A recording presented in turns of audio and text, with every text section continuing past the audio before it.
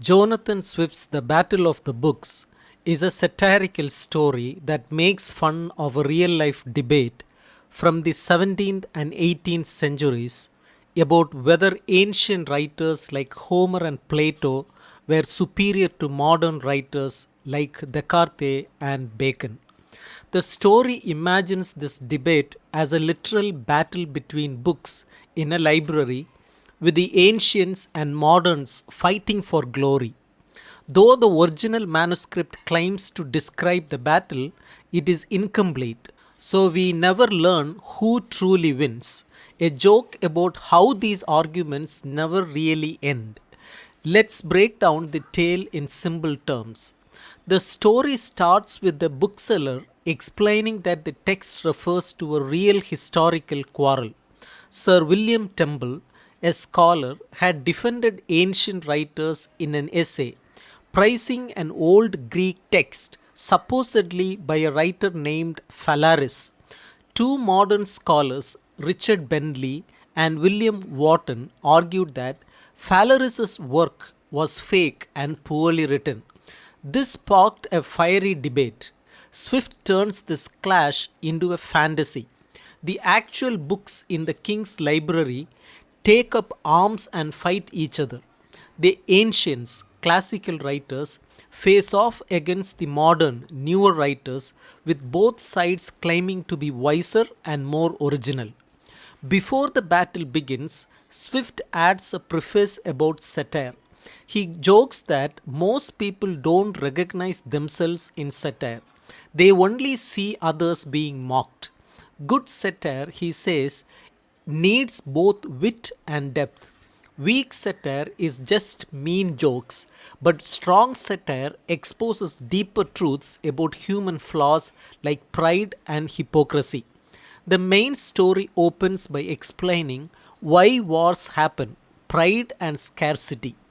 Just like dogs fighting over a bone, humans and books battle when they feel threatened or envious. In this case, the moderns living on the lower slope of Mount Parnassus, a mythical mountain sacred to the arts, grow jealous of the ancients who occupy the higher, more prestigious peak. The moderns demand the ancients either share the mountain top or let them flatten it entirely. The ancients refuse, shocked by their arrogance, and tell the moderns to rise on their own instead. Offended, the moderns declare war, choosing the pen as their weapon. Though outnumbered, the ancients are wiser and stronger, setting the stage for a chaotic clash. Before the battle kicks off, Swift inserts a famous fable. A well fed spider living in a fancy web he built himself brags about his genius and originality. A bee passing by gets tangled in the web. The spider mocks the bee for relying on flowers and nature to make honey. The bee fires back. The spider's web is just recycled spit and dirt, while the bee gathers nectar from countless flowers to create something sweet and useful. The spider represents the moderns, proud of their new ideas, which are really just recycled scraps.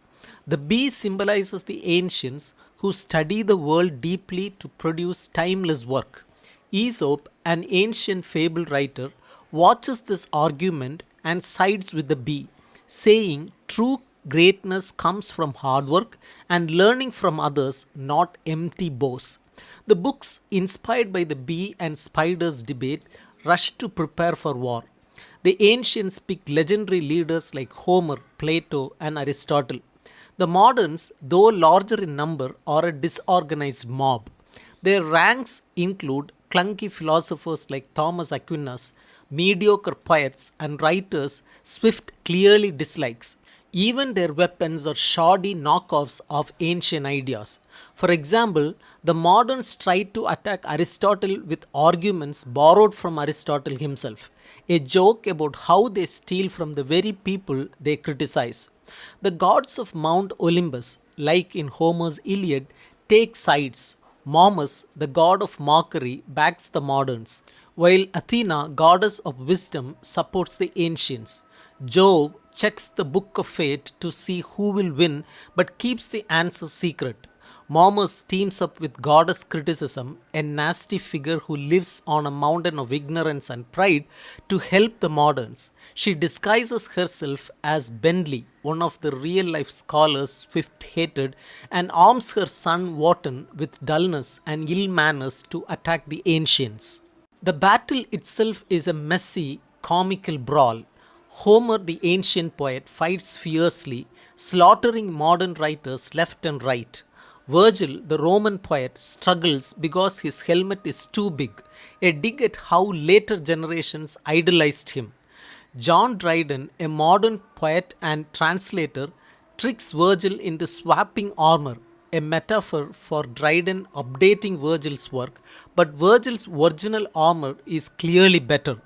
Meanwhile, the Roman poet Lucan and the modern poet Blackmore agree to stop fighting and exchange gifts instead, a truce Swift marks as pointless. Translators like Thomas Creech, whose poorly translated ancient works are humiliated. The Greek poet Pindar easily defeats the modern poet Abraham Cowley, slicing him in half. Even the gods join in. Apollo, god of poetry, stops Wharton from drinking from the sacred Muses' spring, leaving him with mud instead of inspiration. When Wharton tries to kill Sir William Temple, a real defender of the ancients, Apollo sends Boyle, Temple's ally, to chase him down. Boyle kills both Wharton and Bentley, skewering them together like woodcocks, a bird known for being easy to catch. The story ends abruptly with gaps in the manuscript lost to history. We never learn who officially wins the battle. Swift's point is clear: these debates are endless and silly. Both sides are flawed. The ancients have wisdom but can be rigid. The moderns chase novelty but lack depth. The real villains are pride, jealousy, and critics like Bentley and Wharton who stir up conflict without adding anything valuable. Swift is not just defending old books, he is mocking anyone who treats ideas like a tough war. The ancients versus moderns debate was a real academic feud, and Swift found it childish. The spider and the bee show that true creativity is not about claiming credit. It is about learning from the world and building on the past. The moderns is flashy but shallow work, like the spider's web, cannot match the ancients' careful, humble craft like the bee's honey. Yet Swift also pokes fun at the ancients' fan for being smug and out of touch. The battle's chaos reflects how pretty intellectual fights often become, full of name calling, stolen ideas, and fragile egos. By leaving the ending unresolved, Swift hints that neither side wins because greatness is not about tearing others down. It's about curiosity, hard work, and respecting the past while striving to add something meaningful. The essay remains relevant today, reminding us to avoid arrogance in debates, whether about books, art, or politics.